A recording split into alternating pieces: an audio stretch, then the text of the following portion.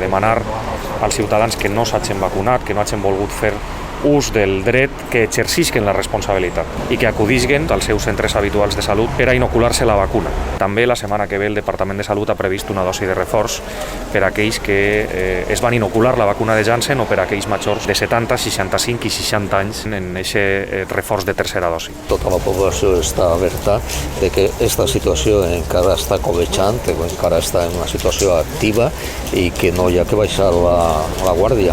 Seguir insistint en les mesures de protecció, especialment si s'està en espais d'interior, que són els que plantegen més problemes. No podem, després d'aquest esforç col·lectiu, no podem tornar enrere perquè no hagin exercit el que s'espera de nosaltres. I aquest és el paper que tenim que tornar a demanar als ciutadans en unes setmanes que estan sent d'especial incidència.